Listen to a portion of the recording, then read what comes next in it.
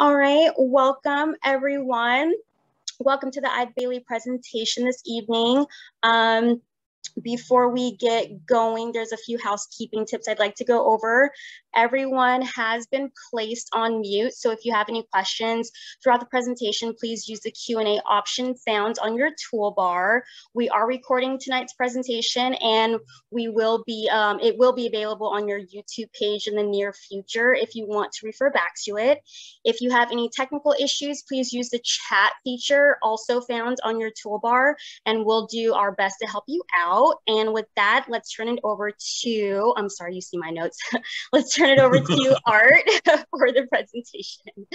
Well, Maisha, we just wanted to make sure you were reading the right thing. So it's good that you had your notes up there. Thank you very much, and welcome everyone. For those of you who have not met me, my name is Art Wiederman. I am a dental director at the CPA firm of Eide Bailey. I am in Orange County, California. Our office is in Tustin. Tonight I have a huge treat for you. One of my dear friends in dentistry and one of the best speakers I've ever listened to is going to talk to you tonight.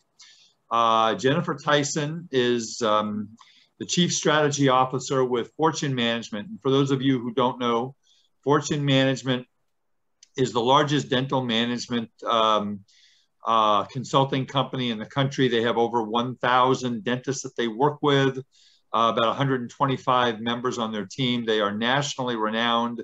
And the information, I've listened to Jennifer many times, and I learn something every time I talk to her. And I've asked her to present tonight about building a world-class team and retaining a world-class team. But we're going to talk about a lot more stuff than that tonight. So give you an idea, I'm going to present for about 10 minutes. I'm going to bring everybody up to speed on all of the government programs, the ERTC, the PPP, the HHS, and any other letters I decide to make up as we go along. And then Jennifer is going to present for probably an hour or so. And if you have any questions during the presentation, please go ahead and type them in the Q&A function, and I will when Jen takes a breath, I'll jump in and we'll throw those questions at her. And then when we're done, she and I are going to kind of have a conversation about, what we know is going on today in dentistry. I mean, again, Jennifer's company, Fortune Management, like I said, works with over 1,000 dentists nationwide. Eide Bailey, we work with close to 1,000 dentists. Our office in Tustin, we have about 300. I'm involved every single day of my life in the dental profession. So we're going to kind of talk about what we see happening and what we think is going to be successful for you. I do want to thank, before I start my presentation, I want to thank the 6 local dental societies that have been absolutely instrumental in helping to bring this to the dentists of Southern California. When we started this this is I believe our 8th or 9th Business of Dentistry presentation. I do hope that it's been helpful to those of you that have been attending each one, and they are the 2nd Wednesday of every single month.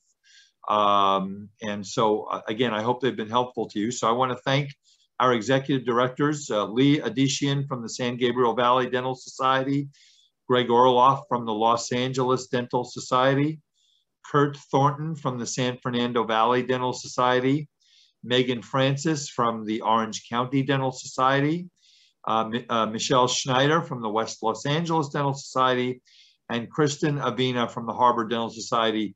Folks, thank you so much for everything that you do for our doctors here in Southern California.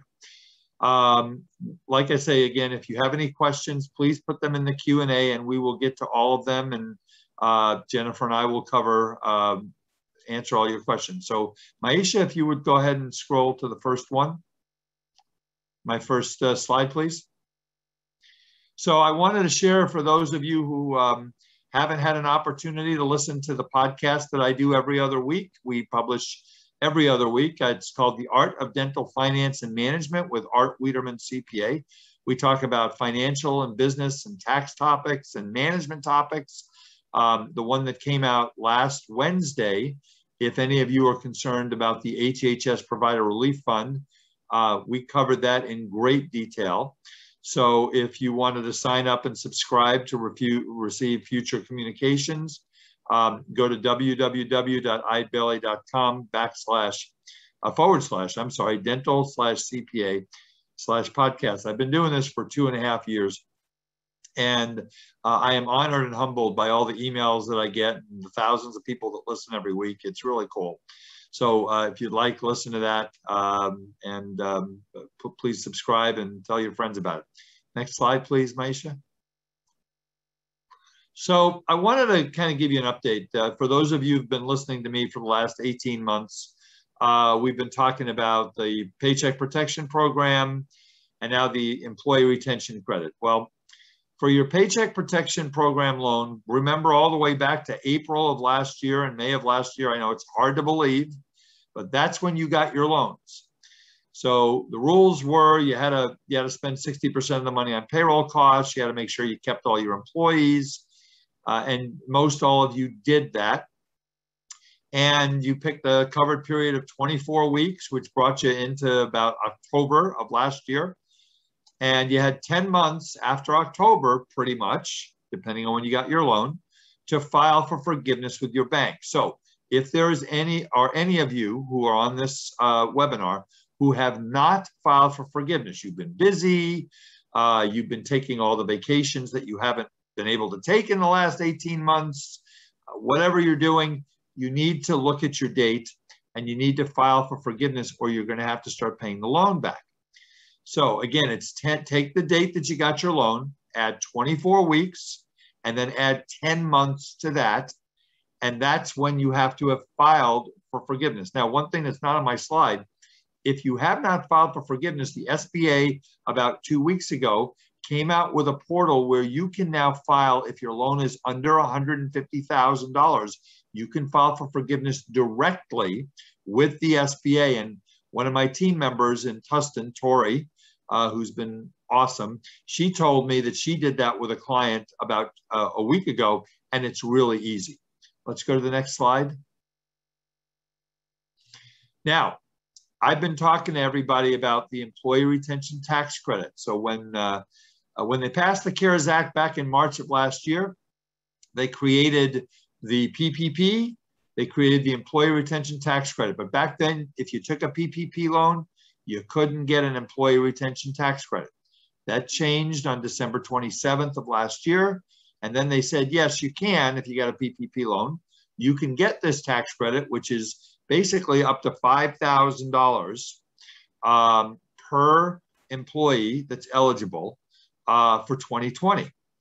And so we started saying, that's great, we'd love to do it, but the government also told us we can't use the same wages to take PPP forgiveness as we could for the ERTC. So then on March 1st, right in the middle of our tax season as CPAs, they blessed us with a 103-page document, which if you guys have trouble sleeping at night, it's IRS Notice 2021-20. It'll knock you right out, I promise. And it told us how this works. And what we've learned is we've now filed for over 70 dental practices, and we've gotten them employee retention tax credits, and we are just at the cusp of going over $3 million in tax credits for our clients and many non-clients who have heard our podcasts and webinars. So the average has been somewhere in the neighborhood of about $40,000 to $45,000 of a free tax credit that you can get.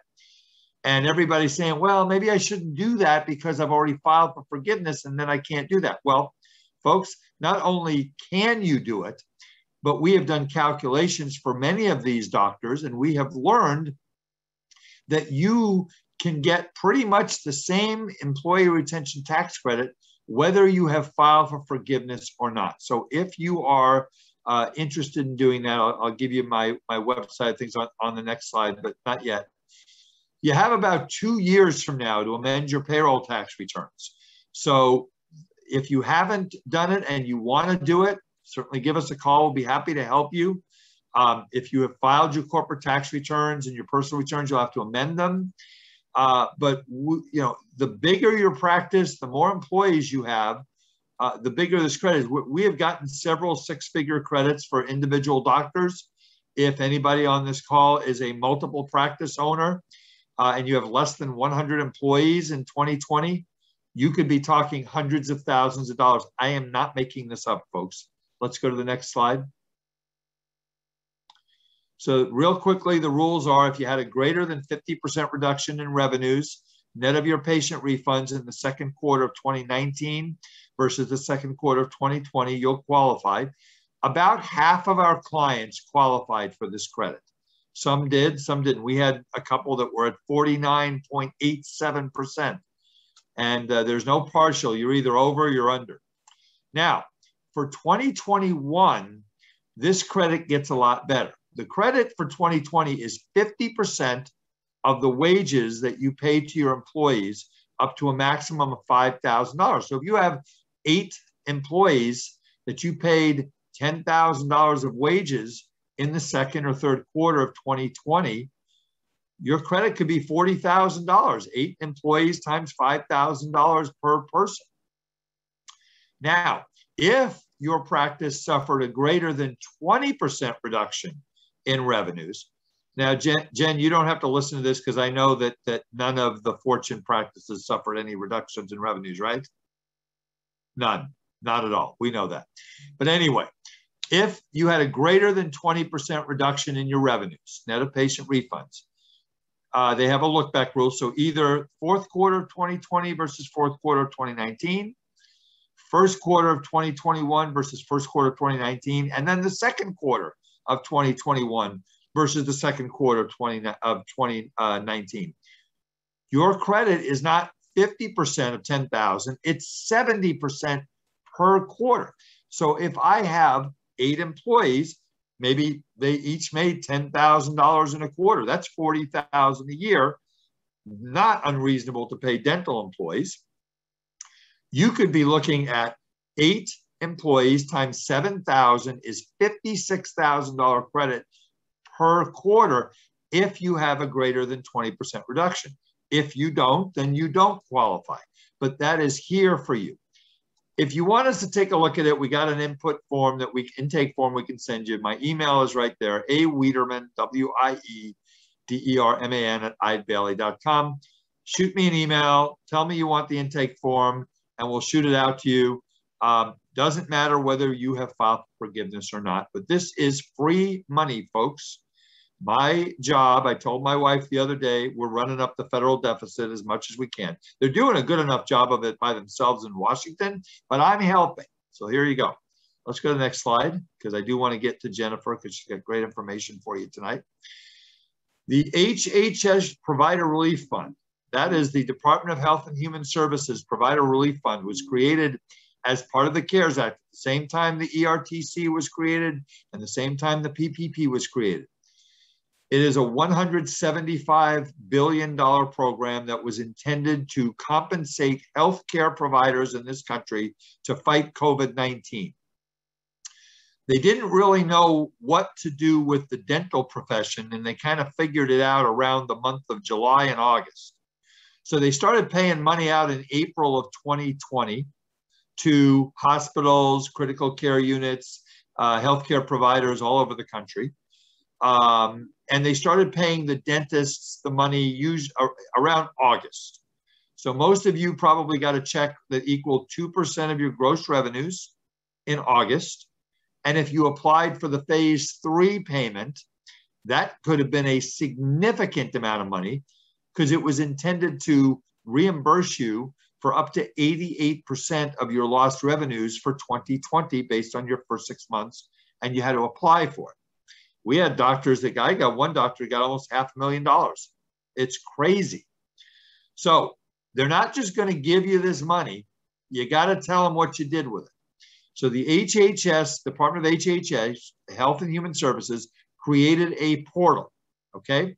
And the portal was supposed to be open January 15th of 2021. And that was when you were going to report and you had a month to do it. Well, a funny thing happened on the way to the portal.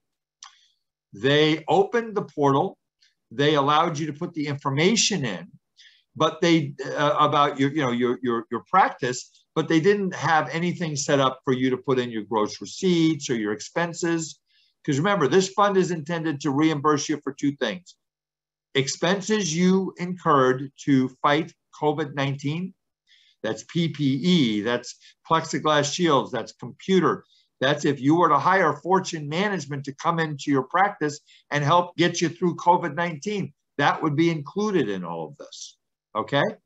So the one thing I want to point out is if any of you on this call work with Medi-Cal or Medicare, it is very possible that the government would have sent you money before June 30th, because that's the first group of folks that they paid were Medicare providers.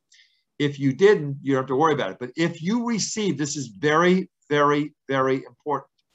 If you got more than $10,000 between April 10th, which is the first day they started making payments to healthcare providers, and June 30th of 2020, you must go on to the HHS's website and go onto their portal, and you must report on or before September 30th of 2021, which is in the next 6 weeks.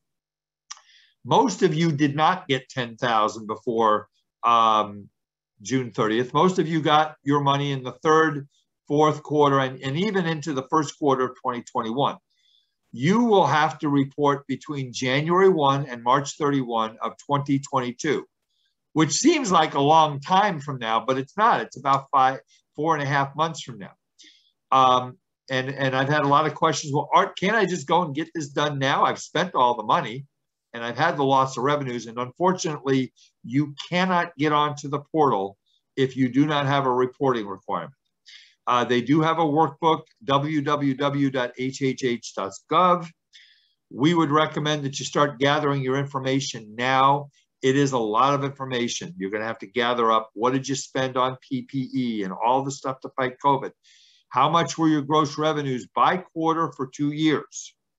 How much did you, and then broken out between insurance and non-insurance. They ask for a lot of information. They're not just going to give you the free money. They want to know what you did with it. If you have questions, we at Eide Bailly have set up a portal that you can send your questions to. It's at prf@eidebailly.com.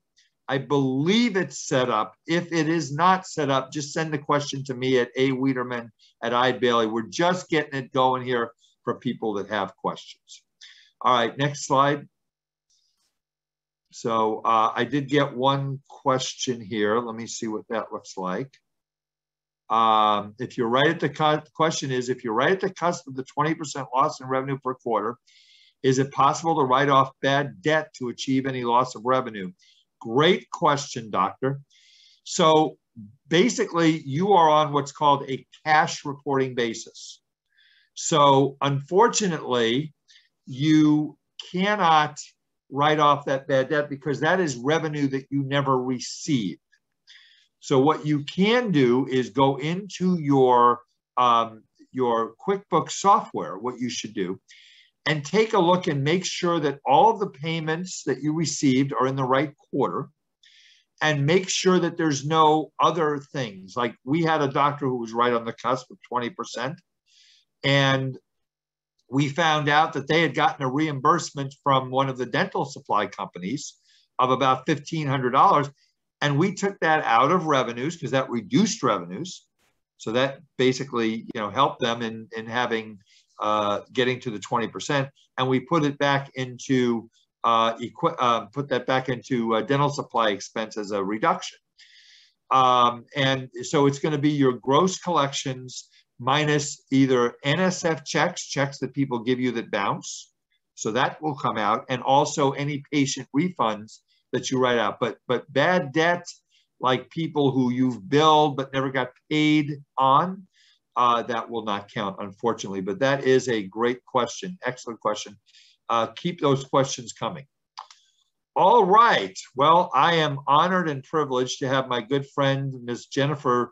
Jennifer Tyson, I'm sorry, who's coming on here. She is, as I explained, she is the Chief Strategy Officer of Fortune Management. And Fortune Management is at the absolute cutting edge helping doctors. We had Jennifer come on to one of our webinars about a year ago. during the pandemic, when we were helping doctors get through all of this PPP stuff, and we asked Jennifer to talk to us about what should you be doing to get ready to reopen your office. And she gave an amazing presentation. And I wanted to have her back as part of this. When I built this series, she was right at the top of my list. We were able to get her on today. And I wanted her to talk about what her topic is, as you can see, which is building a winning and build a winning and motivated team. See, I can read. Build a winning and motivated team. So that's what Jennifer's going to talk about. That's what they do at Fortune, is they help their doctors to be very, very successful. We have many of our clients work with them, and you can see that their numbers are really, really good. So with that, Miss Jennifer, have at it. And thank you so much for coming on, and I'll be here if you need me. My pleasure. Thank you, Art. And that's awesome information. Thanks so much. I always learn something from you as well. So thanks. Yeah. So hello, everyone. And thank you so much for joining us. Today, we're talking about building a winning team and a motivated team. And I know it's really easy to start to look at our job force right now, our workforce, and think there's so many outlying effects that we're living at the effect of. And today I want to take a little bit of a different approach and tell you what you can control, because actually there are quite a few things. So hopefully you've got some paper and a pen with you that you can take some notes. I am going to ask you to write down some questions so that you can go back and answer these and take some action on.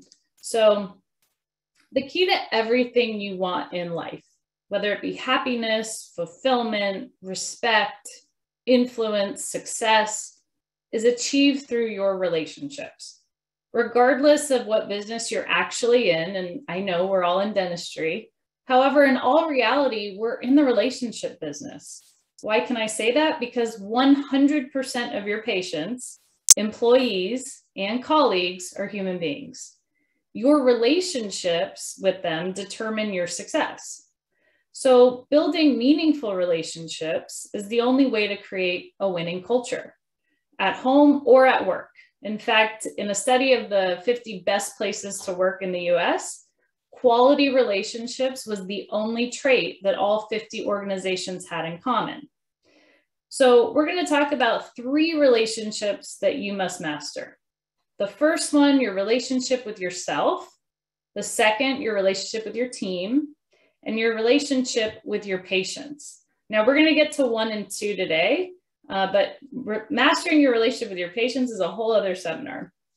So first, the relationship with yourself. Be the best version of yourself and strive for excellence in everything you do. How do you become the best version of yourself? So here's 5 questions that I'd love for you to write down. Number 1, what sacrifices do I need to make? If you were to become the best version of yourself and strive for excellence in everything you did, what sacrifices would you need to make? That's question number 1. Question number 2, what skills would you need to acquire? What skills do I need to acquire in order to become the best version of myself? Number 3, whose help would I benefit from? We don't all become the best versions of ourselves without having a helping hand from somebody else. So whose help would I benefit from? Number 4, what challenges should I expect? If I'm really thinking on top of myself and I know myself, what challenges should I expect in the pursuit of creating the best version of myself? And number 5, what habits do I need to change? We are all creatures of habit. So what habits would I need to change in order to be the best version of myself? Pouring into these 3 key relationships will allow you to make them your competitive advantage. People can copy your procedures you do, they can copy the service you provide, they can copy prices and even offer the same technology, but they can't copy your relationships. With the world aggressively moving towards automation and digitization, truly connected relationships are more valuable than they've ever been. So your relationship with your team. Here's 6 more questions that I want you to look at when we're talking about the relationship with your team. Number 1, do I have people that make my team better? Do I have people that make my team better? Second question, do I have a culture that makes my people better? Do I have a culture that makes my people better? Third question, do I have the right people on my team? And this is a tough one right now, right? Where people are scarce. Do I have the right people on my team? Do they care about the vision or the mission of my organization, my practice? Do they care about their teammates? And last, do they care about improvement?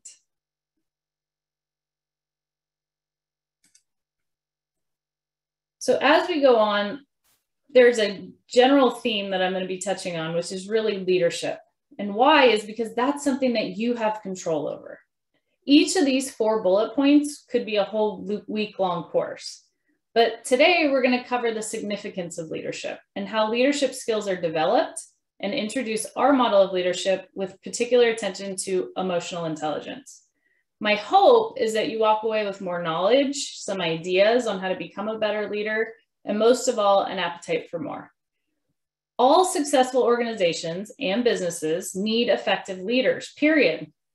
Maybe you can skate by without great leadership skills when running a single office with a small team, yet if that practice is ever to become extraordinary, or it has to start by having a doctor who's a leader at the helm. Here's why. Leadership is responsible for providing an agreed upon vision for the company's success. Leaders are invaluable when it comes to formulating and communicating new strategic directions, as well as communicating with and motivating employees to increase dedication to business's goals. It used to be that when we thought about leadership in business, the focus tended to be on speed and flexibility. In other words, getting things done no matter what.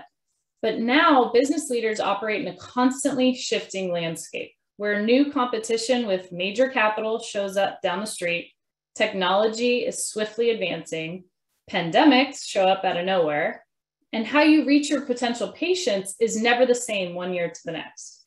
Leaders have to be agile and resilient. You have to adapt and change, all while bringing your team along the way. As Heraclitus said over 2,500 years ago, the only constant in life is change. And if that was true then, it's even more so now. We live in a time where the rate of change is accelerating. Being able to recover quickly or shift strategies, whether it's to deal with a change in the economy, new technology, a pandemic, to stay the course in the face of repeated challenges is crucial. The leaders who can do this are usually strong in emotional intelligence and quickly come to grips with complex shifts. And the and is critical, they assist others, their team, in moving forward toward the vision.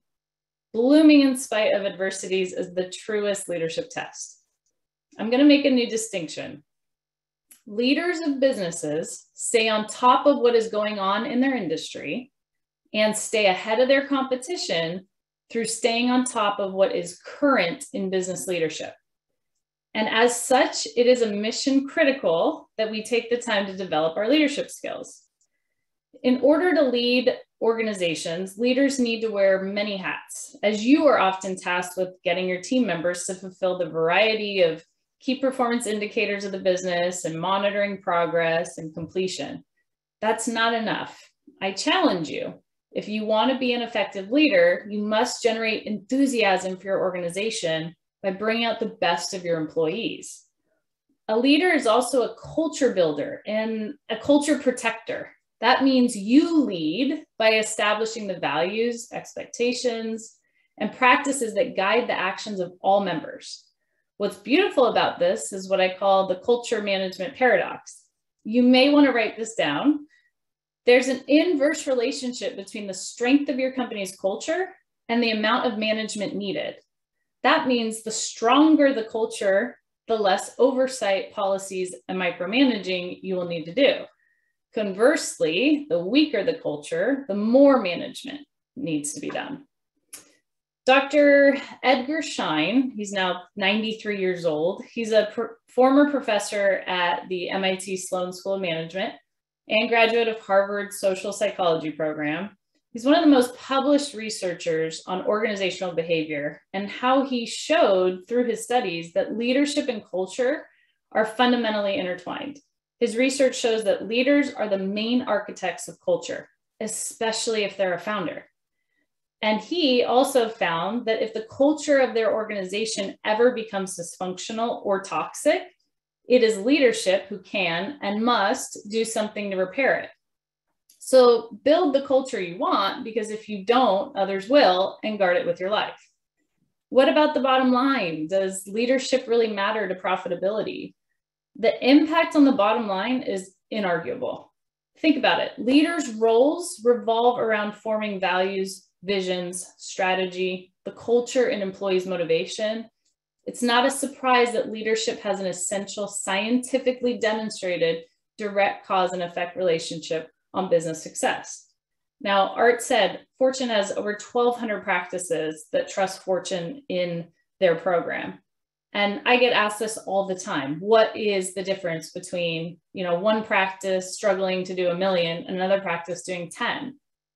It comes down to the culture every time, but that culture is only a mirror image of the leadership in that organization. So what does it all mean for you? It means that ongoing leadership skills and training and development is essential to making sure that your business is successful. And that's why we're here today. So I want to go to the next slide. How many of you have had your staff honor you on National Bosses Day? Just so you know, this year it will be on October 16th. So mark your calendar, drop hints to your team. Now, I have no idea who decides this date or even who started Bosses Day altogether, but they're really doing a major disservice by celebrating being a boss, quote unquote, because it isn't the same as being a leader. A leader is at a very different level of being, of thinking, of performance than a boss is. I'm going to make a distinction between being a boss and a leader. It sounds simple and sort of is, yet it's a fully loaded idea. To start succinctly, a boss manages their employees while a leader inspires them. A leader moves them to innovate, to think creatively, and strive for perfection. A leader motivates by communicating the importance of their work, what it contributes to the business and to themselves, and not by enforcing rules, deadlines, and not by directing how to do the work. Most teams have a boss. What people need is a leader who help them achieve greatness. That's your primary role as a leader. And so to say it in just 3 words, it's to help others. Whether you lead a single office, and all the more if you grow an organization that runs 10 offices, you help others. And as your business grows, your team will grow, and you will be having to lead an even higher level team members. Maybe you're bringing on a CFO or directors who will need even less of a boss and more of a leader. To be precise, a boss commands, a leader influences. So in communicating with their team, a leader is going to speak and listen. Leaders always listen to the opinions of their colleagues and regard them as important. Bosses tend to give orders. It's their way or the highway, and their employees must listen and obey.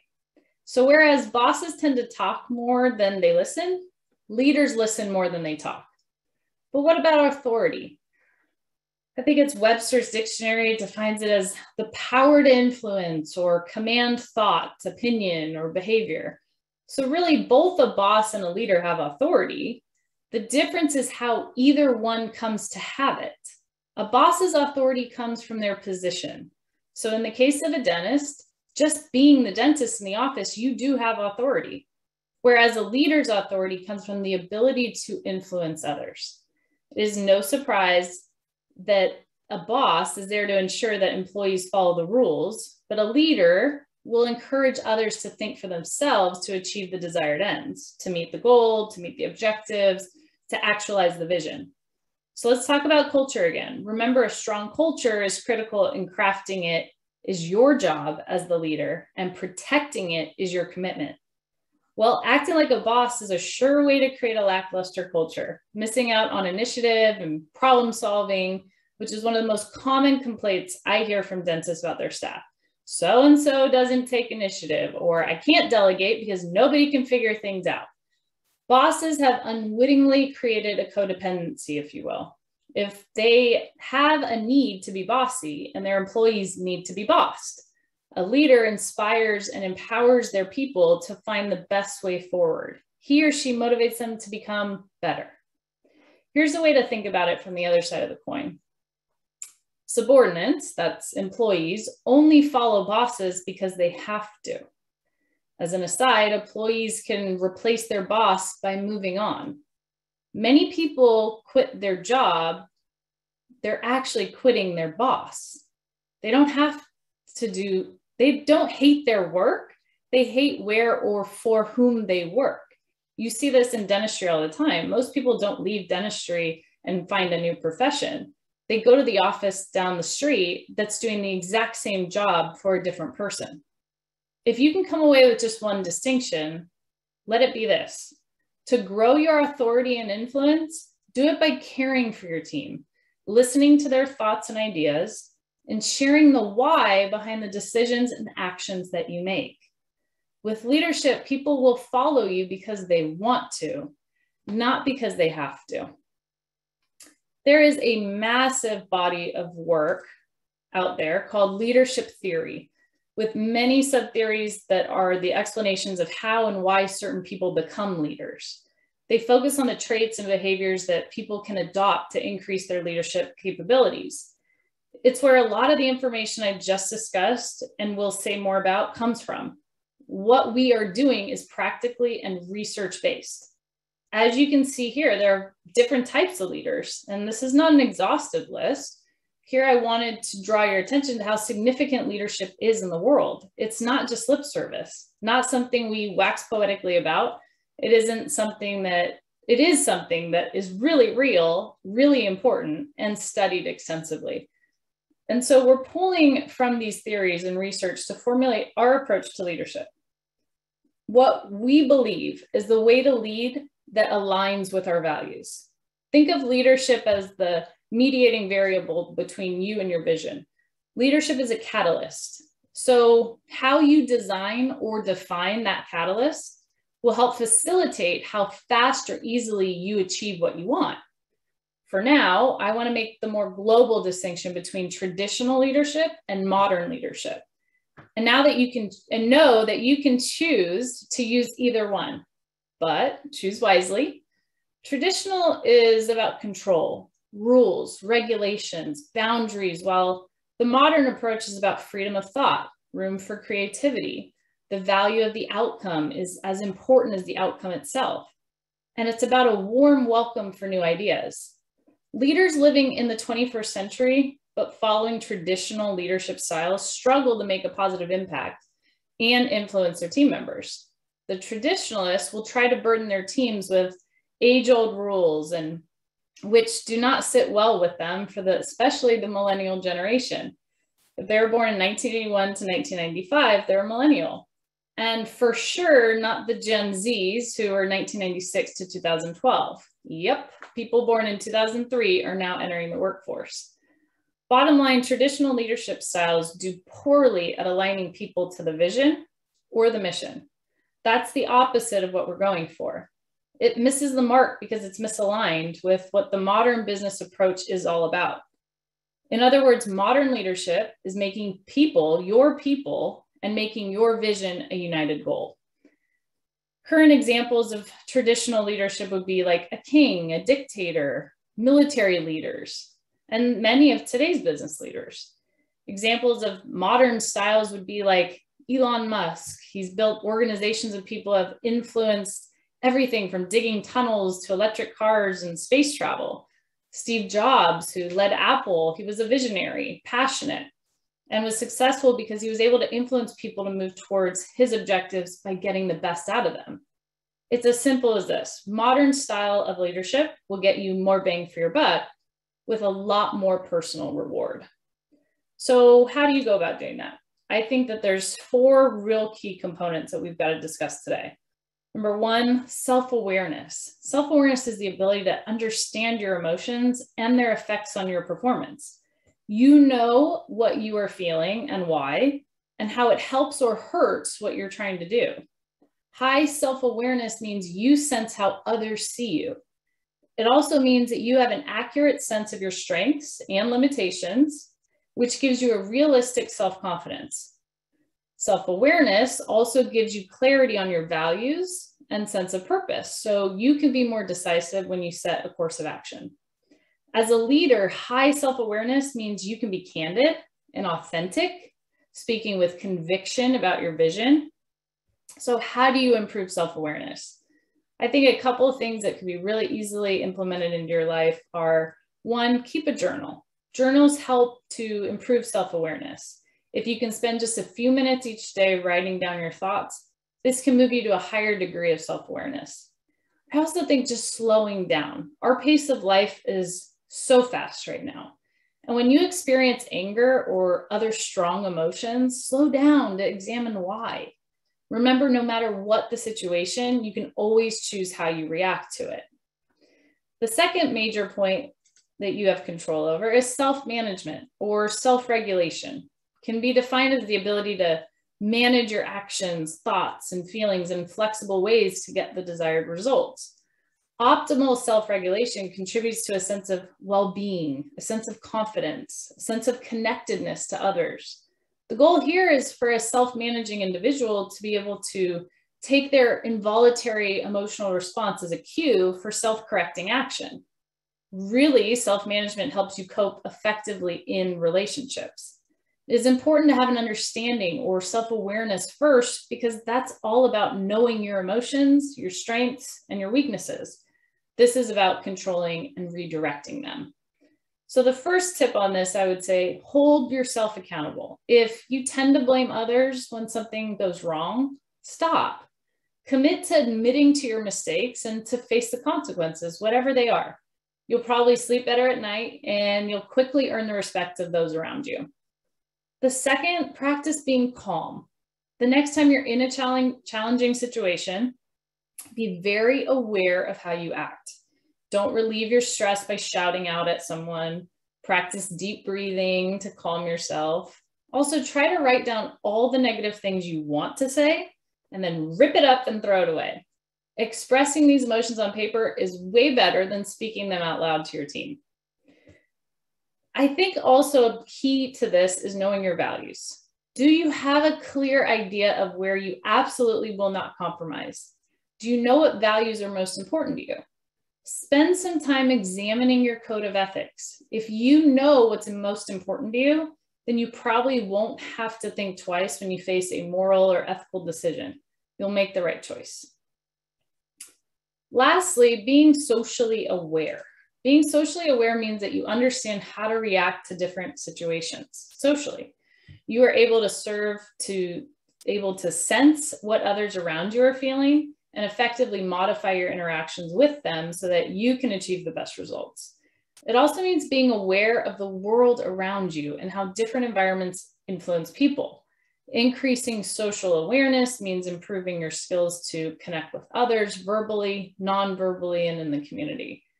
Instead of looking inward to learn about and understand ourselves, social awareness is looking outward to learn about and appreciate others. Social awareness is grounded on our ability to recognize and understand the emotions of others. While we would like to only worry about our emotions, as if that's not enough, we don't get the luxury in leadership. Not a chance. When we tune into the emotions of others, we can pick up on vital cues to what's really going on with a colleague. With practice, social awareness will help us be better and be able to read the room, gauge the responsible that is connected with the persons involved. So how do we do that? Put yourself in someone else's shoes. Take the time to look at the situation from other people's perspective. Pay attention to body language. Body language tells others how you really feel about a situation. Learning to read body language can be a real asset in a leadership role, because you'll be able to better determine how someone truly feels. This gives you the opportunity to respond appropriately. Respond to feelings. When you can hear or sense a feeling in a team member's voice, respond by addressing their feelings. Acknowledge the feeling, sympathize, and if possible, figure out a way for the future to be less of an issue. And last, but certainly not least, relationship management is using the awareness. Oops, I'm missing a slide. There we go. Relationship management is using the awareness of your own emotions and those of others to manage interactions successfully. Relationship management allows you to connect with others in ways that help them feel understood and supported. Managing relationships is an essential emotional intelligence skill that enables you to effectively lead, and particularly lead change. How to improve. Learn to take feedback well. Receiving feedback can be difficult, but in leadership, you should expect feedback, so you got to be prepared. Learn to pause and process what the other person is offering. Use your self-management and don't jump to a quick response you may regret. Receiving feedback will help you grow as a leader and improve the direction you're taking the business. Don't avoid the inevitable. There are times you have no choice but to interact with individuals who get under your skin, especially in a work environment. Don't avoid the individual or situations that require you to interact with this person. Instead, face it head on and use your self-awareness, self-management, and social awareness strategies. It may be uncomfortable at first, but over time, it will become easier. Enhance your natural communication styles. Think about your interaction with others and how you typically communicate in both relaxed and stressful encounters. Behavioral assessments are great in helping you see how to communicate and keep honest with yourself. Then seek to learn and modify your style as needed. At Fortune, for behavioral styles, we utilize DISC. So DISC profile, if you haven't heard it, I'll give you a little bit of synopsis here. We are all made up of all four of these elements. D is for dominant, I influential, S for steady, and C compliant. And the best description I can give you is if all four people wake up on a Sunday morning and decide to buy a car, they're going to interact differently. So a D personality will wake up one day and know exactly what car they want, know exactly where to go to buy it, and will most likely leave with a car that day. They're very decisive. They make decisions quickly. They don't steer from those decisions once they've made them. And so they'll be coming into that dealership and they know exactly what car on the lot they want. They'll take it for a test drive. They come back and they want that paperwork done immediately. The I personality wakes up on a Sunday morning and is going to say, who do I know in the car business? They're relationship-based. Their focus is on social interactions. So these people wake up and say, who do I know in the car business so that I can go and connect with that other individual? And they will go and they will honor the relationship because they want to create more connection with that person. The S personality will get up that morning and they'll turn to whoever's around them and say, I think I want to buy a car today. Will you come with me? And most likely, if they don't have somebody with them, they won't buy a car that day. Why? Because they're very steady, very loyal, but they resist change. And they're also very caring. And what's interesting is actually majority of our dental industry is made up of S personalities. They have a natural instinct to care for people, which is where healthcare providers normally emulate.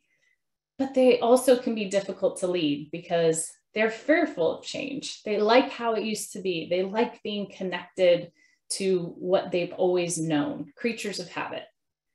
The S or the C personality will wake up that day, but they'll never leave their house. They'll go to the computer and they'll say, okay, what car do I want? And they will research everything. And they will look at the MPG and the safety and everything that there is to do. And luckily, if they're lucky, maybe in 6 months, they'll buy a car. So to sum up, if you had to think of all 4 personalities, and this is how you interact with patients every day, this is how you should know about yourself and especially your team.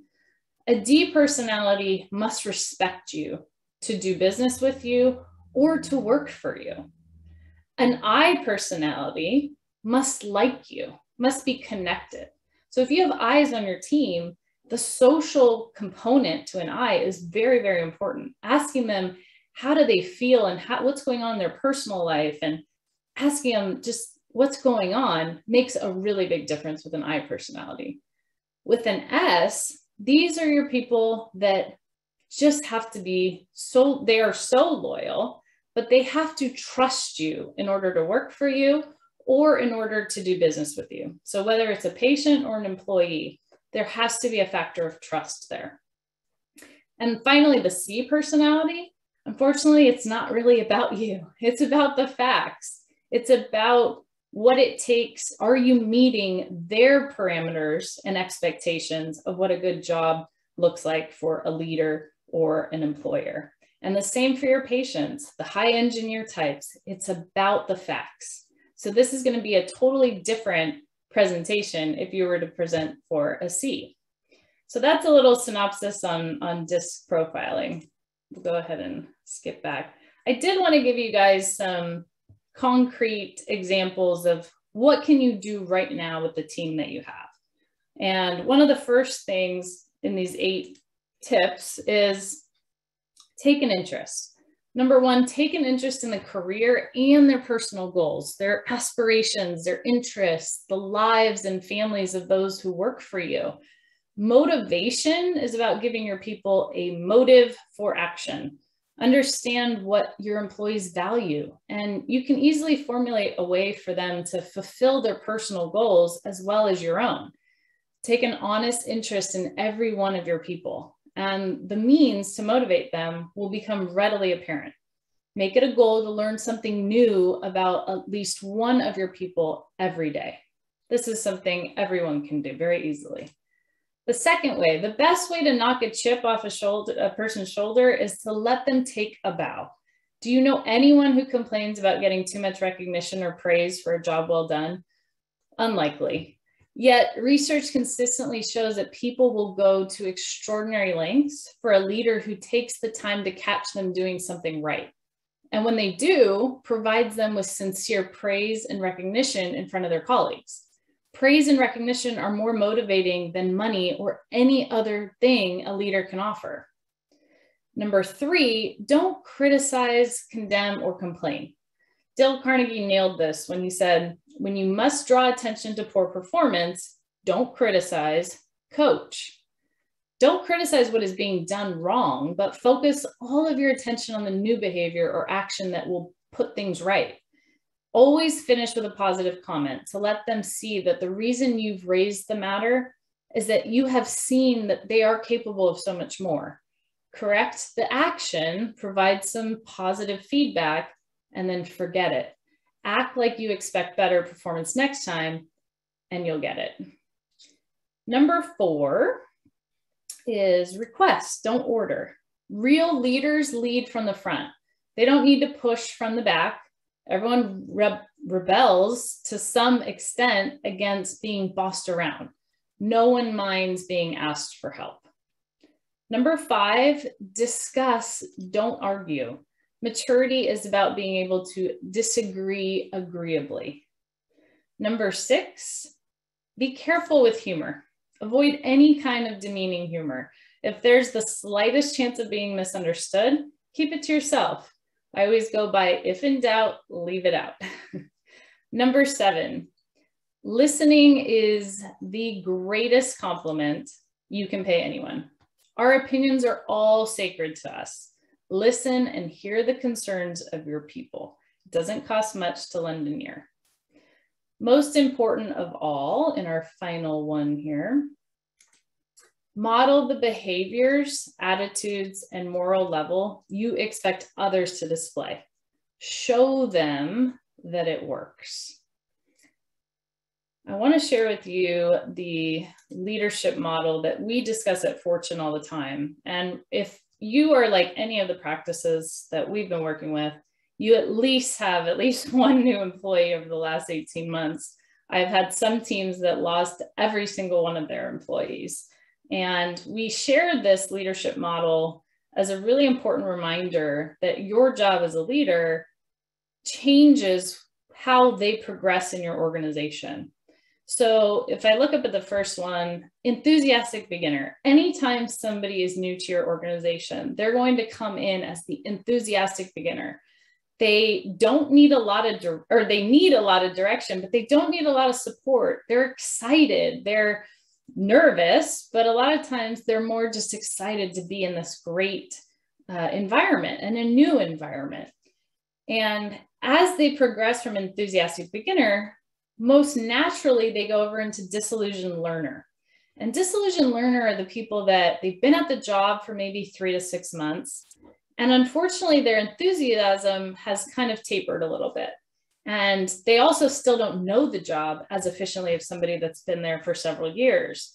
And your job as a leader is to provide high direction and high support. Whereas most people will hire somebody, they throw them into the front desk position and it's a sink or swim. And they don't spend a lot of time giving them high direction. And this is where most people will either make it or go to the next job. But disillusioned learner is a really, really tough one because you got to dig in and make sure you get them through with the right support. Some of them will go into reluctant contributor. And a reluctant contributor has been there quite a bit of time. They know their job. So sometimes people will actually come into a role. Let's say they were a dental assistant at another office for 30 some odd years. A lot of times those people will come into your organization and actually be a reluctant contributor right off the bat because they know their job, but they're struggling to figure out their role in your place, in your organization. And these are people that need really high emotional support, but not a lot of direction. And the last quadrant of this, which we want to get people into peak performer as quickly as possible, is going to be the peak performer, where they need very little direction and very little support. And when you have a team made up of all peak performers, amazing things happen. And so take this model to what I'll do with my teams is I actually show them this model and I ask them very honestly, where would you plot yourself on this matrix? And if you are there, where do you want to be and what's missing? And this is an open conversation for any one of your employees to really be honest with themselves and with you, and a moment for them to ask you for help. If they are stuck in disillusioned learner or they're stuck in reluctant contributor, how do we get them back to peak performer? In reluctant contributors, sometimes if you've got people that have been on your team for many, many years, but their attitude isn't quite right, a lot of times they're missing a higher purpose. Maybe it's needing to mentor or create some new responsibility. They need something new that they're passionate about. In disillusioned learner, a lot of times it's just, hey, you're doing a great job, and having constant and open feedback helps them get to that next level. I'm gonna get ready to close here, but I wanted to talk a little bit about how even beyond dentistry, there are many examples of what great leaders have done to create standards. On a Tuesday afternoon in 2008, Starbucks CEO Howard Schultz closed every single one of his stores in the United States. That's over 7,000 stores. What did that cost him in lost revenue? $23 million in one day. Why did he do it? The espresso just wasn't good anymore. One of their top selling products no longer met their standard of excellence. Winning leaders know that standards are everything. Arthur Blank, co-founder of Home Depot and owner of the Atlanta Falcons, claimed he built his business on finding holes he needed to fill. And he continued that mindset as he worked his way up. When I first started running Home Depot, he said, I'd camp out in the parking lot on a Saturday morning and politely stop the customers who walked out of every store with nothing. I had to know why they left with nothing. Those were the people who taught us the most. Winning leaders know the value of listening. Domino's owned the pizza delivery market for many years, but at some point along the way, they got complacent and eventually got downright sloppy. Once competitors started cutting into their market share, they asked for customer feedback. The overwhelming theme of the responses, your pizza sucks. CEO J. Patrick Doyle took this feedback to heart and actually ran an advertising campaign owning it. He didn't make any excuses. He didn't deflect. He took total responsibility. He listened. And then he took aggressive steps to make their pizzas healthier and tastier. Since then, sales have improved dramatically, surpassing any competitors, again, for the first time in years. Winning teams are open to feedback and they make adjustments. An integral part of servanthood is empathy and understanding. A true leader needs to get out there and get a sense of his employees and his customers' experience. David Neilman, co-founder of JetBlue, used to fly on his own airline once a week and sit in the back row. He wanted to make sure he saw what his customers saw and felt what his customers felt. Winning leaders know that you can't lead from the ivory tower. You have to lead from the trenches. Now, there's a great quote that I wanted to share with you guys. And a leader is best when people barely know he exists. When his work is done, his aim fulfilled, they will say, we did it ourselves. Now, I doubt the lack of knowledge is what's hindering you. I'm willing to bet you know what to do. You simply aren't doing it. That's what we call a performance gap. Performance gaps are the difference between what you know you should do and what you actually do. You can have performance gaps in any area of your life: relationships, business, fitness, finance. Closing your performance gap is the first step towards meaningful improvement. My title today is guest speaker, but the title that describes me best is a coach. And coaching other people to do the best version of themselves so that they live the best life imagined is what gets me up every day. If there's anything myself or Fortune can do for you to help the best version of yourself, help you live the best life imagined, please do reach out. So I do want to open it up to a conversation. I'm sure there's probably questions about the marketplace and finding employees and what do I do when I've got 4 empty seats on my bus. So, well, Jennifer, yes. I had to do everything that I could possibly do not to turn my video on and just start a conversation with you, because leadership to me is such a passion of mine when I lecture and stuff like that. I want to start off with the first question. I'm sure there are folks that are listening to this right now and they're going, I'm not a leader. That's not me. I don't know how to do this. Are these skills, let's give these folks some hope, okay? Are these skills that can be learned? 100%. Maybe what if someone, because folks, these webinars that we do, that anybody does, they're a call to action. We're hoping that you go home tonight and you say, you know, I really have been thinking about this, and this is the impetus for me to make a change. So what can somebody do tomorrow morning?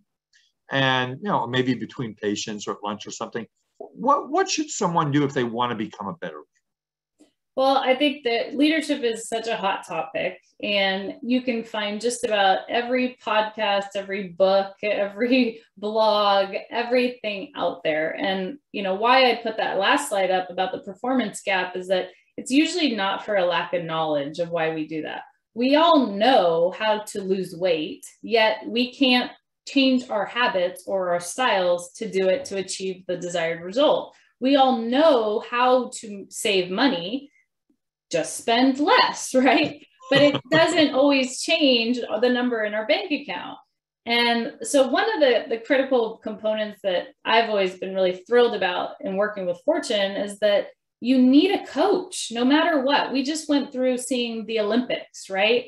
And every single one of them has one or many coaches that helped get them there, because it wasn't, the one thing you look at from an athlete's perspective is that they're not only dealing with emotional fitness, but they're also dealing with physical fitness.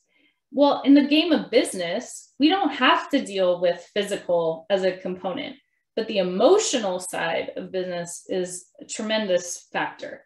And how you have a coach interact with you to keep you accountable and to keep you on that path of changing these habits. If you really want something different in your life, you have to be able to have some outside forces supporting you.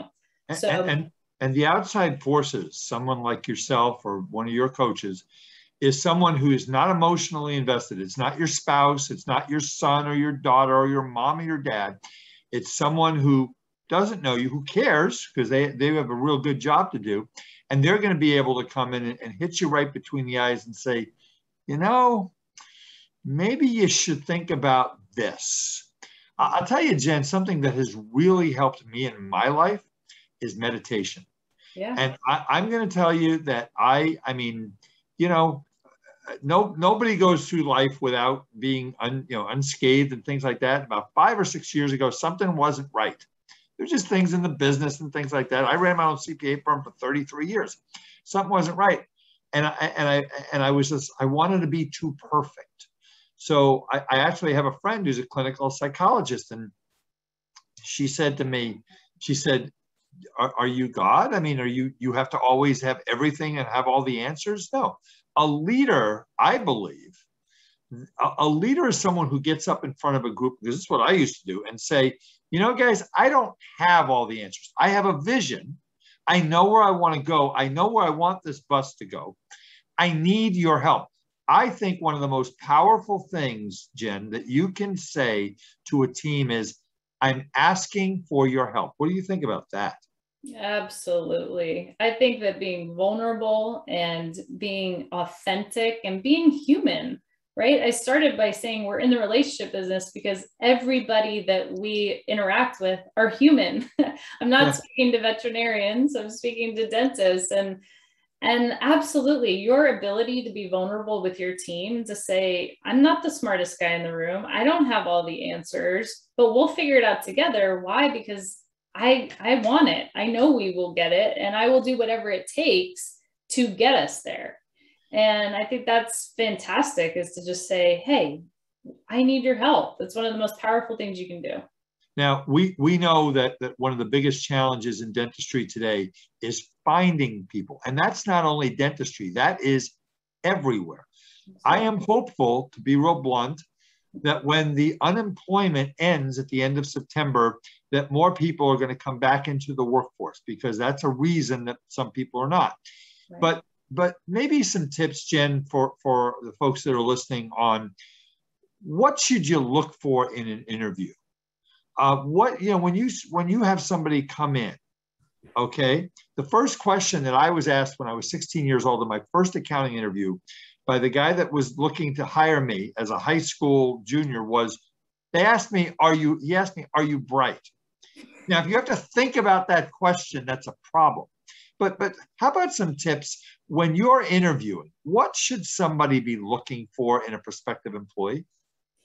That's a really good question. And I'm finding even in today's market, it's interesting to see how many actually show up to the interview. Yeah, which I never knew was even a thing until recently. But, number one, I think it's what you can do in the pre-interview, right? So all the things that they don't actually say ends up being some of the most important elements. So for instance, how do they respond to the ad? Do they just send their resume, or do they actually put a cover letter and thoughtful, and it's not something that's just copy and paste to 5 other employers? What do they know about you? I always find it really interesting did they do their research? Do they even know who you are? Do they know how long you've been in business? Did they look at your website? Absolutely. Did they come prepared, and did they do the research? And so the questions usually, that I ask are pretty normal in general, but it's what I'm looking for is not necessarily the words that they're saying, It's what is their body language? How do they generally carry themselves? Is there a sense of professionalism? I always also take a deep look, and I don't think that dentists are ever great at this, is looking at their past history. Because while history does not equal the future, or past does not equal the future, it does leave clues. And I think that we don't call enough references. We don't look at their employment history, critically enough. And I think there's always exceptions where people have some crazy things going on, and to give them a shot. But I also think trust your gut. We don't do that enough either. We are, again, in the relationship business, and we're in the people business, and people can, I don't think people are their behaviors, but their behaviors determine a lot of things, the outcomes. And so trust your gut. If it doesn't feel good, be slow to hire and quick to fire, right? That's an old adage that we've always gone by. And people are so desperate right now that the best advice that I can give is make sure your team is involved in the decision, because it will be so much more painful to hire the wrong employee that can tear up and destroy a culture than it would be to have some overworked employees. And guaranteed, if you asked your employees, hey, do we just fill it with a body that has a pulse to have some air on the team? Or do we come together and work a little smarter and suffer without having somebody else come in and be a distraction? And that's what we're finding a lot of our teams doing, Art, is they are running thin and lean, but they like it better than having somebody come in and disturb their peace. And when I used to interview, I used to always think, when I talk to somebody, what can this person do to help me grow my business? And I'm listening, and you say, you go with your gut. My dad taught me two things that I look for in an interview. I look for a firm handshake. Yeah. When I get a little wimpy, I'm going to put my hand up, wimpy handshake, it drives me nuts. And someone who looks me right in the eye. Those are the two things that I taught my boys, and I taught my employees, and all this stuff. And also, folks, treating people with respect. I hear my dentists, and we work with hundreds of dentists in our dental CPA practice. And I hear, well, I had to yell at her the other day. Okay, well, how did that go? Okay, you don't have to yell. In fact, I have learned in my life that charming people gets me a lot further. Every time I get on the phone with somebody, Jen, and this is not about me, I go, how are you today? When you ask somebody, how are you today? It changes the whole aspect of the conversation. But so let's talk a little bit now about kind of where you, okay, it was a year ago that you and I were on this screen together. And we were talking about, what do we do when we open our office? So give us some overview of what do you see going on in the dental profession right now? I mean, I know there's DSOs are out there, and it's hard. The number one complaint has always been finding team members, but now it's worse than ever. But what are you seeing? Yeah. Well, I think there are three major headwinds. You nailed the DSOs. We've talked about employees. And I think the third one right now is also the evaluation and insurance. And all three of those are really coming to head for private practice. And, the best way that I can kind of describe what's happening in the industry is many, many years ago, I think this was another kind of like Harvard business study, as they said, a successful company can only be two of three things to any customer base: excellence, economy, or efficiency. And you can only pick two. And I think dentistry over the last probably 10 to 15 years has actually been very lenient on this. And you could probably dance around all three and be mildly successful.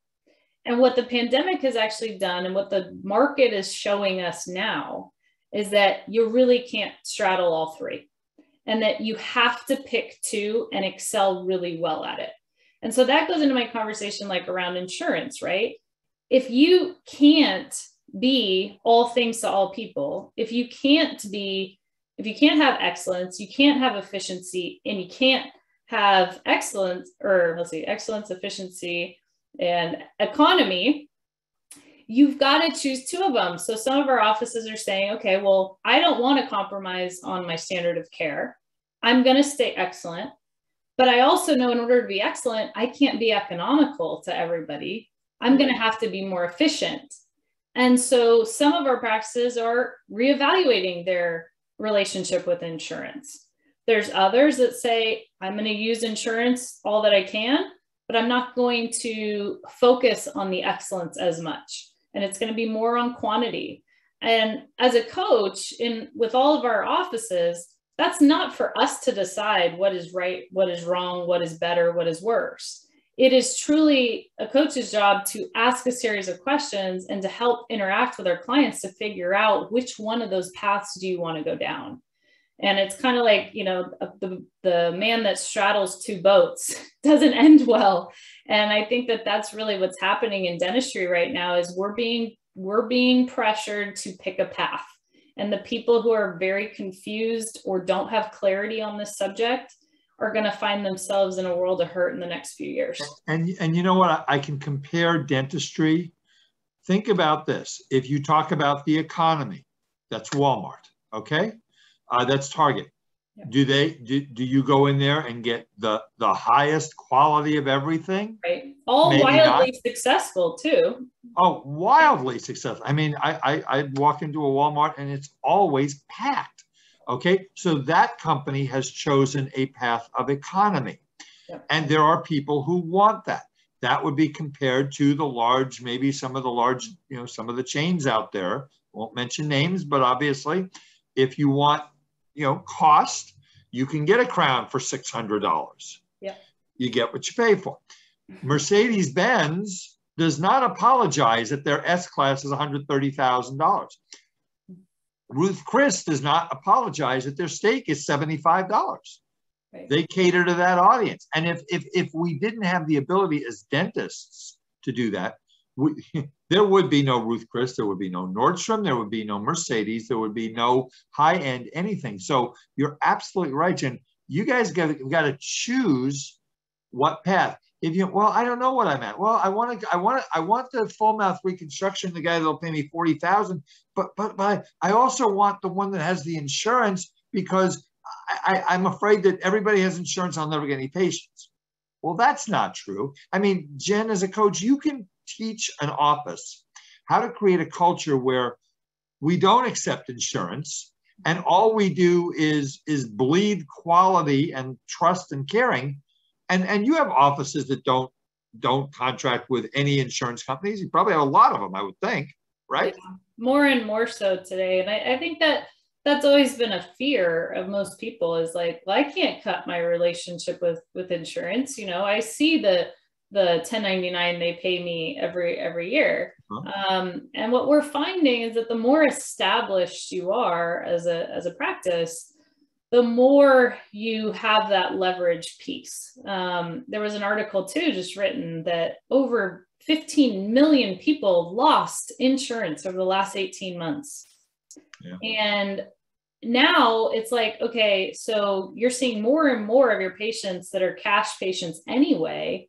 Why are you dependent or catering or having insurance dictate your care? Even worse. So, you know, we absolutely are huge believers in membership plans for dental offices. Yes. So, you know, Plan for Health, I think, is one of the best out there that really helps coach on standard of care and philosophy, not just another Me Too discount program. Anyone can go and discount their fees. That's not what's going to create loyalty or sustainability in a practice. And Jen, think about a company that has built their entire model about being a member of their club. Costco. Well, Costco's one, but the one I was thinking one is Amazon Prime. Or Amazon. I mean, all of them have them, right? They all have them, and they all are wildly, I mean, I can't go down my block without seeing an Amazon truck at least once a day. I mean, it's crazy. Yeah. But everybody wants to be a member of a club. Yeah. And, you know, I used to be, you may or may not know this, I used to be part of the Pride Institute back in the 1980s. And I don't think they're even in existence anymore. But anyway, we taught three things. that the successful dentist, number one, technology. Okay, you've got to have the technology because people talk about the technology. Okay, number two is communicating with your patients. I tell doctors, don't go to the dental convention. Now, if Jen is there speaking, you got to go listen to Jen. But other than that, once you finish listening to Jen or listening to me, you know, don't go to a course on how to cut a crown. Go to a course on how to talk to your patients. Right. Right. And the third is continuing education. I find that dentists that go, and I'll mention some names, that go to Spear, that go to Kois, that go to Pankey, and there's others out there that are just as good. And those dentists are just the best people, the best clinicians. They tend to be better leaders. So what are some traits of successful offices that you see? I mean, you see lots and lots, 1,200 offices. What are some traits of successful dental practices? I know you talked a little bit about it as far as dealing with team members, but some traits.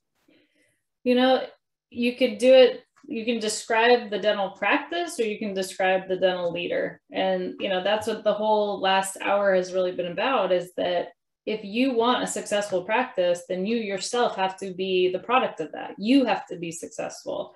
And how you do that is, you know, if you want to create a caring, nurturing environment, you better be caring and nurturing. Yep. Everything starts from the top down. And if you're struggling in practice, you've got to turn the mirror on yourself.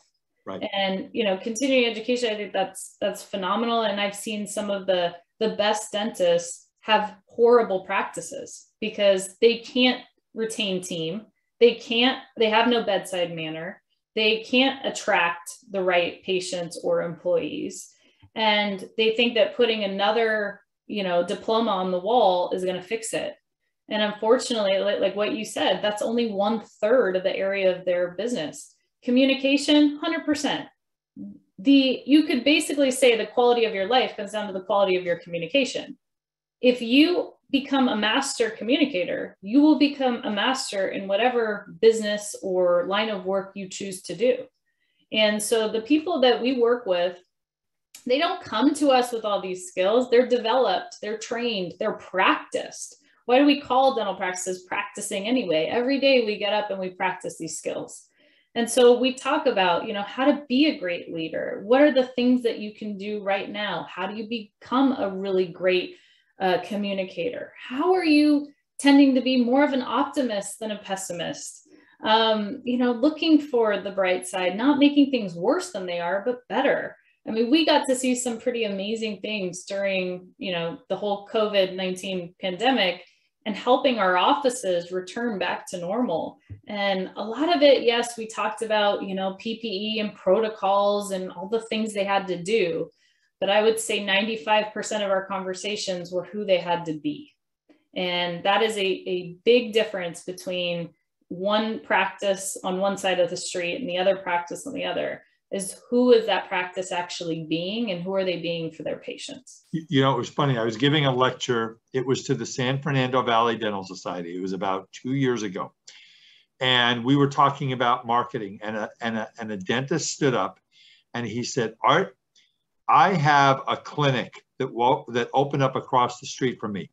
And it seems like everybody goes there. And I don't know what to do. And I asked him the question. I said, so who are you? He said, well, what do you mean? I said, what type of practice do you have? Do you market? Well, no. Do you have a vision statement? Do you know what you want to be?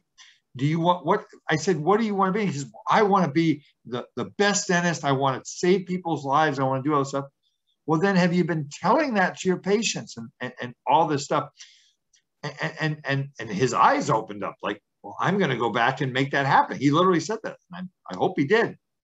But the other thing is for our doctors is you have to remember that you just don't fix teeth. You're about a better life, a better job, a better personality. Hey, a dentist saved my life because he told me that I had sleep apnea. And I didn't know what that was 15 years ago. And I was a dental CPA. And he probably saved my life. And I, to this day, talk about it. So out there, you guys are not just fixing people's teeth. That's not what you do. You are about, I'll say it again, a better life, a better personality, a better job, and a better self-esteem. I mean, it's all about that. And you know, you all have the dental skills, Jen. They all have the skills, the clinical skills. Right. Okay, they all went to really good dental schools. They all have the skills, but what they don't have is the confidence that they can be a leader. So maybe you have a story in the back of your head of somebody that you walked in and you guys coached, and they just were like, oh my God, they were such a disaster. And then you just kind of slapped them upside the head or something, or something. I mean, I want to give everybody hope again, like they can do this, right? Yeah. I think, you know, the story that comes to mind, and I've got several hundreds of them, because like I said, they don't come to us because everything's great. They usually come to us when things aren't working so well.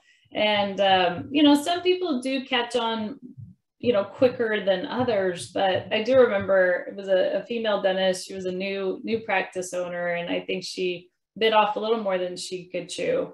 And she was just so worried about being perfect and so fearful of making mistakes. And when we took her from understanding that it wasn't about her, it was about her team, it was about her patients, all of a sudden the shift in focus went on them so that she could be fully present for them. And we said, you know, why we worked really hard on her why. And she would say, you know, to build a brighter and better future for every patient that I touch. And when she could hold that bold statement in her heart and wake up every day knowing that that is what she was going to work for, not about, oh my God, I have to do this, I have to do this, I have to be this, I can't make a mistake, I can't, you know, so nervous Nelly about everything. When you can realize that you're working for a higher purpose and that your mission is to help others, whether it's your team or your patients, all of a sudden, all that self-doubt and limiting beliefs that live between our ears goes away. And we see clearly that why we're there is to help others. Now, I'm not a dental coach. I couldn't, you know, I couldn't come anywhere near what the amazing work that you and your team do. But I was in a dental office in Northern California one time with one of my clients, and I said, I want to see you with a new patient. So he had a new patient. What's the first thing he did, Jen? He started talking about his kids and his wife and his life. Yeah. And I listened to this whole thing, and he says, how'd I do? I said, you sucked. You were horrible. You were terrible. He said, what do you mean I sucked? I said, they don't want to hear about you. People want to be cared about. So that's why, I mean, it drives me crazy when doctors tell me, we don't have a morning huddle. You don't know who's coming in this morning. I doubt any of your offices do not have morning huddles. I'm sure they all do, or they will be disciplined and put in the corner in a timeout or something. Yeah. But you've got to know, you know, who are your patients? Who are their kids? Who are their spouses? What's going on in their lives? Because people want to be heard. They want to be understood about what's going on. Oh my gosh, he knew that my son was graduating college? I mean, he doesn't know me. He sees me twice a year, right? I mean, they remember that kind of stuff. So where are we going, Jen? Where are we going? I mean, we're now in August of 2021. We all thought that this pandemic thing was over, but every time you turn on the news, we have this variant and that variant and the Lakers variant and the Domino's pizza variant. And yeah, I mean, all this kind of stuff. I mean, so what is Fortune telling their clients right now? August 2021. What's the message? You know, I think the message is the same as it was 18 months ago. It really hasn't changed, is that, you know, dentistry is not going anywhere. And if anything, the pandemic actually proved what a resilient industry dentistry is. And, you know, a lot of the dental organizations and organized dentistry is like putting out these stats on, you know, patients aren't returning to offices and things like that. I just don't believe it because I don't know it's true. I don't see it. You know, what we're seeing in our offices, and I told you earlier, we just got all of our doctors back in one room. There was 150 of us, you know, just about a week ago. And we asked them just, you know, how many of you are in better cash position than you are now that you are prior to COVID? And I mean, thank the government, thank good business, whatever it may be. There's not many practices that I know that aren't in better shape now than they were prior to March of last year. And so I think, I mean, I am so stoked for the future of dentistry. I think that there's a lot of decisions to be made for sure. You know, the 3 E's of business, what we touched on, I think is one of them. I think, you know, there are more and more support systems needed to preserve private practice. Because if, you know, you don't have to be a genius to look at history to say that, you know, look at what happened to organized medicine, look what happened to private practitioner medicine and how it is today. And, you know, the MDs 35 years ago were too busy being busy and too busy to manage their own practice. And what happens when you don't have a plan for yourself, someone else will have a plan for you. Yep. And they said, okay, so who was right there to come in and take over their practice? The pharmaceutical companies, the organized corporate hospitals, as well as the insurance companies. And they have stepped in, and fundamentally 35 years later, very rarely do you see a private practice medicine practice. And I do believe that we are on the precipice of that in dental. It's already started 20 years ago, and it's growing faster and faster. And we have to take a stand for private practice and make sure that that doesn't take the same path as medical. Well, the good news is that, and again, one of the things we do is we are dental practice brokers. So I sell people's practices. There are lots of dentists out there who refuse to sell to the large dental organizations because they care about their teams. Like you said, they're very caring people, dentists are. They always have been. I've been in this profession for 30, Labor Day will be 37 years that I've been a dental CPA, and I've seen it from the 80s and stuff like that. And so there are lots of dentists who just say, I refuse to sell to these folks. I want a caring young man or young woman to come into my practice and take care. I care about my patients. I care about my employees. So the good news is I don't think, Jen, in your lifetime or my lifetime, that we're going to see 97% of dentistry in group practice or DSO or what have you, like medicine is. I don't think we'll see that. Right now, it's anybody you talk to, it's anywhere between 18 and 22, 23% of organized dentistry is group practice. And that means people that own 2, 3, 5, 10, 100, 200 practices, okay? Is it growing? Yeah, it's growing. But there are also lots of people out there who will not enter that market. And and the other thing is, there are enough patients out there who won't put up with it.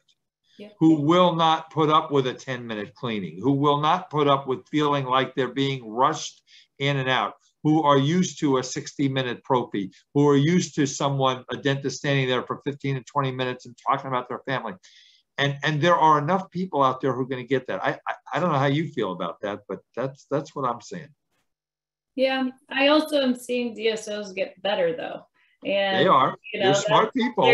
There's organized dentistry, obviously, as like, you know, the ones that have 600-700 locations that have a certain philosophy and all that. But there's also, you know, a lot of smaller operations that are growing quite big that were once private practice and know how to treat them, right? So it's just, there's a lot of factors at play. And at the end of the day, it's the doctor's decision on what he wants to do and how successful. And I think as far as dentistry is concerned, you can be successful in any of them. It's just making that choice and the commitment to it. And that's the great thing about living in this country. You can choose how you want to practice. So yes. Let me do this. If someone wanted to connect with you and Fortune, what would be the first step in doing that? You know, I think the easiest way is to go to fortunemgmt.com, our website. We've got tons of resources on there. That was one of the benefits of COVID-19 is we put together tons of resources for doctors, not just COVID related, but just free tools and resources. I've put my email on the slide as well. If anyone wants personal reach out or I can support them in any way, they can go ahead and reach out. We also have a coach finder on our website, so they can just put in, you know, their city and zip code, and it'll give them to the right person as well. So I think that would be the best. Anything else, Jen, anything you want to bring up that you haven't brought up? I think we talked about a lot of stuff tonight. We'll let people get to their, let you and I get to dinner maybe, who knows? Yeah. Anything else before we kind of wrap this up? No, just thank you so much, Art. I mean, 37 years, that is an amazing dedication to this awesome industry. So thank you for all you do and everything that you continue to do to help our fellow dentists out there. You're sweet. You can see I have no hair left, but that's, yeah. But anyway, so folks, Jennifer, thank you. You are a dear friend, and the message that you give to dentistry, and thank you back to Fortune for everything that you have done to help thousands of dentists over the years, and what your dad has done to help thousands of dentists, not only as a coach, but in getting up on the lecture circuit. He's done some amazing things. So folks, if you want to get a hold of me, I'm at awiederman@eidebailey.com. Feel free to email me, give me a call. My information is on there. This webinar, if you want to listen to it again, will be on our YouTube page, Eide Bailey's YouTube page. Next month, we are going to be having a wonderful webinar, which is going to be on financial planning. I'm going to be doing a financial plan with our financial planning team.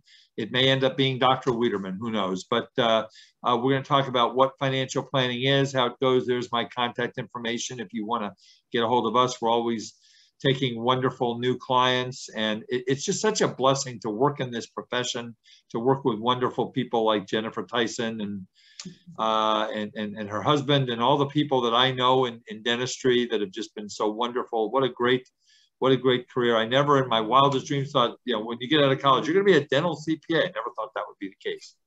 And to all of you, please, I have please take to heart what Jennifer said tonight, what I said tonight. And if you need to make some changes in your practice, make some changes. I mean, the definition of insanity, folks, is doing the same thing over and over again and expecting a different result. So please, you know, give me a call, give Jen a call, whomever it is, get some assistance, because your practice can be fantastic. So, like I say, next month, it's the second Wednesday of next month is going to be our webinar. It's going to be we're going to be on financial planning, and that is going to be September the 8th, Wednesday from 6 to 8. Please listen to my podcast. Again, give me a call, give Jen a call. And for all of us and for the 6 dental societies that we're so proud to represent, thank you for all your support. Jen, thank you for everything. I'm sure we'll chat soon. And everybody have a wonderful, wonderful evening. And I hope you take some action on what you heard tonight. We'll see you next month. Good night, everyone.